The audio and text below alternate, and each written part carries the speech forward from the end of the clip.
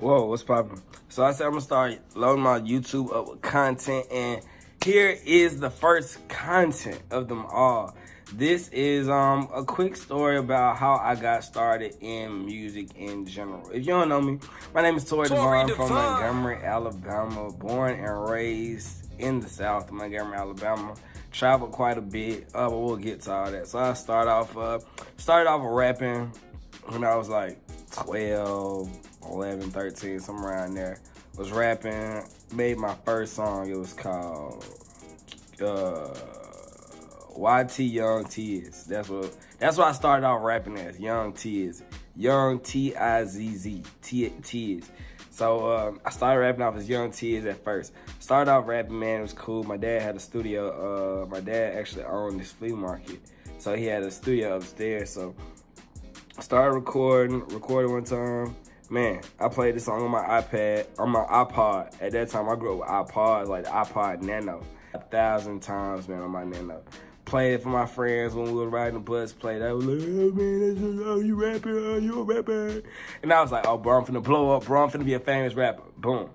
I was rapping about, you know, cool stuff like this right here. We used to be like Lois and Peter, you know, something similar to Martin and Gina. Used to kick it all the time like we played for FIFA. Figure we last forever, thought I found my equal. Funny how this little thing could be deceitful. Took a shot from your drip, now it's changing me up. Everybody screaming fake, I just tell them I came up. I'm dying every day, so I'm just spending my time up. Can you blame me for tossing my time up? The motive is the top and she just stroking my way up. I'm trapped within addictions to women and steady sinning. Can't find a way up out of myself, Lord. When I was 16, man, I got this publishing and a distribution deal with this company called Tape Publishing. Man, I thought I had made it. Man, they had me, they had these disc jewel cases. I had my music everywhere, man. It was in Spotify, Amazon, Napster, and MySpace, everywhere, you know what I'm saying? I grew up when music was first, like, being in, like, the early places. That's when YouTube wasn't even doing, like, the copyright claims and all that cool stuff. But man, so I was doing that. It was real fun. Same thing. I was rapping, you know, so I was making this cool, mature music that really wasn't for my age demographic, so I wasn't selling. Just to be honest, it wasn't selling. So I said, dang, I gotta figure something out. So now I'm in high school, man. I'm still rapping. And then I say, you know what, let me try something different. I started DJing. I had this show. Oh, no, boom, this is what happened. It was this gig that came up. I had I was with my sister. I call her my sister, Sydney Foster. I was with her, and we had this people that was like, we need a DJ. And we was like, oh, we'll DJ your part. No sweat, we'll do it. So we had to learn how to DJ like that night. So DJ Big Show. I'm preparing for that, and he teaching me how to DJ. Tapping on a laptop. Learning the beats per minute. Learning beats per minute. Boom, learned it. And we DJ this little Rat Shack little party. Oh, with these fat little speakers from this lady named Michelle Browder. Man, I should have like a story time. I think that's what I'm gonna do. I'm gonna go into story time about all these different people. But yeah, so I did that with Michelle Browder. She gave us the speakers. We got them from her. She let us get them for free, and I think we charged the girl like $100. And we split it like 50-50. And we was like, oh yeah, this is cool. So she was shooting. She also had the camera, so she was doing photography, which she does now. Still doing. So yeah, man, so we DJ that, make them little money, and then, I don't know, something from there, man, I just kept DJing. Started throwing parties, hosted parties at this little spot called Gentleman's Spot. Gentleman's Spot, what? Man, we was throwing parties in a barbershop. We was throwing parties in this back room at this barbershop, and they was so turned, man, like we was packing them out. I was working with these little cats. They was helping me promote the parties, and I was giving them like $50, maybe $100. Bro, I was grossing maybe like $300-400 in high school, like every other Friday, every other Saturday night. So we was making good money, bro. It was so lit, bro. So I was making all this money, and I was I ain't really wasn't saving no money, you know what I'm saying? I was spending money. I never really been a good saver, but anyway, I was spending that money. That's a whole nother story. Doing that, and I just grew popularity, man, and people started digging me.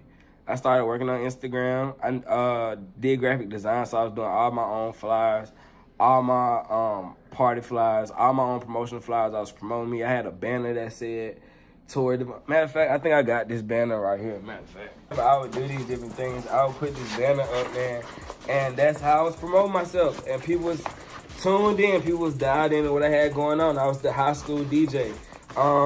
So then fast forward, I said, dang, you know what? I think I don't want to rap anymore. So I stopped rapping. After I stopped rapping, man, that's when I took DJ more seriously. You know, I started taking the bigger gigs, trying to get into bigger things. I started doing college events, man. Matter of fact, my senior year in high school, I was DJing at this club called the 50/50 Night Club when I was 19 years old. It was a 25 plus club. I was DJing there every weekend. I was getting paid $60 a night. $60 a night. Man, boy. But I was the most turned, and I was killing the other DJs, man. Other DJs come in, I'd be killing them. Like, people would really be like, coming to my side. Like, I was on the small side. People would real deal come to the small side just to see me DJ or just to hear me. Like, they wouldn't even be on the big side. They'd be on the small side. Bro, I was so turned, but I was getting paid $60 a night.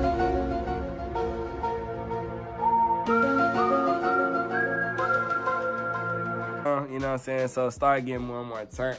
My senior year, graduated high school 2015. That summer, I think I ended up going out to LA. Went out to LA and went to the BET Experience. And then I started working with this girl named Lil Sade. They flew me out to Texas, DJ her party. Was working with her. She was popping. She had the video that was beat up, yup, like this right here. I stay ready to fight. Beat a bitch up, yup. Just beat a hoe up, yup. How many times I gotta tell y'all, Lil Sade stay ready to fight. Fight that hoe, Lil Sade. Come on, hoe. Yup. Okay. Shouts out to Lil Sade, man. But was working with her. Then after that, started DJing more and more events. You know, I got more and more active, man. I stayed active, been active. Then I ended up coming back and I started working with this artist named Rubberband OG. I'll tell you how that story happened real quick short story. I was DJing at this basketball game with the Lee High School. I was DJing at the basketball game at Lee High School. One of their partners walked up. Tattoos, grill, you know what I'm saying? Like, man walks up to me and like, play this song. I'm like, no. You know what I'm saying? I'm like, please don't shoot me. But then anyway, so I'm like, please don't, you know what I'm saying? But anyway, so I'm like, nah, I can't do this, bro. I'm DJing this basketball game. I don't want these folks to be mad at me. Yeah, so they say play the song. So I say, all right, bro, whatever. After the third time, I'm like, okay, whatever. So it's halftime. Man, I put the CD in. CD is called 80s Crack. I put it in the CD. I play this song called Pressure Remix. I play it, man, at halftime, and the crowd goes nuts. I kid you not, they go completely crazy, man. And I'm like, who is this guy? So then I you know what I'm saying, I started doing my research to find out who he was, man. I fell in love with the whole 80s Crack CD. Started peeping game, find out who this cat was. And then from there, started becoming his DJ. You know what I'm saying? He was going to do some different things. So then I started helping him, you know, book his shows and managing him in his career. And part of working with him, you know what I'm saying, I got to meet a lot of dope people, got to, you know what I'm saying, make a lot of great connections. And from that, you know what I'm saying, I got to make some good money. And in that time making some good money, I got the time to take a cruise. So I took this cruise back in June 2019. Man, I never dreamed in my life of going on a cruise, never really cared to go on a cruise, never really wanted to, but I go on this cruise and have the time of my life. The Carnival Valor, shouts out to DJ Trav, he was on there, and I said, man, I think I could DJ on a cruise ship. So what do? The last sea day, we went to Cozumel and Progresso, so on the way back from there, I get on the phone, I put in the application, and what happens? A month later, Carnival emails me back, would you like to do an interview? I do the interview. A couple months later, September, basically, Carnival has hired me. Carnival says, all right, well, guess what? And I'm like, what? You know what I'm saying? I'm so lit. I'm turned, man. I'm happy. Everybody's excited. You know what I'm saying? My family excited. Carnival's got 27 ships. They only got one ship that's, like, out the way. They got 26 ships in the U.S. So I'm like, okay, I'm finna be in Miami. I'm finna be in Texas. I'm finna be in Mobile, Alabama, man. So my family lit. We like, oh, we finna go on cruise. We gonna see you so soon. Boom. Then so like September 11th, Carnival sends me an email and they say, guess what? And I say, what? And they say, guess what? I say, what? They say, you going to Sydney, Australia. But my heart dropped. My mom, I called her. I said, Mom, guess what? I'm going to Sydney, Australia. She says, I can't talk to you right now. And she hangs up the phone, and we just don't talk for the rest of the day. Because she is distraught, you know what I'm saying? Because we was all thinking that I would be in the U.S., but I was going to Australia. And of course, I took the opportunity, man, one of the greatest opportunities I took. Went out to Australia, working with Carnival Cruise Line. Dope experience, man. And, you know, that's kind of where I am in life now. And a long, short synopsis of my life and my backstory and how I got to the point where I'm at now. To be a 24-year-old person from Montgomery, Alabama, to be the only person to DJ in Australia in this region, for real, in this region. You know, to be 24, to be able to do what I've done, man, it's been super dope. So this is a small synopsis. This is my first YouTube video. Hope you guys like it. Make sure you subscribe, click the like button. Let me know content if you want to know more details about certain people, certain stories, or certain things. Let me know, and I'll build content off of that. First YouTube.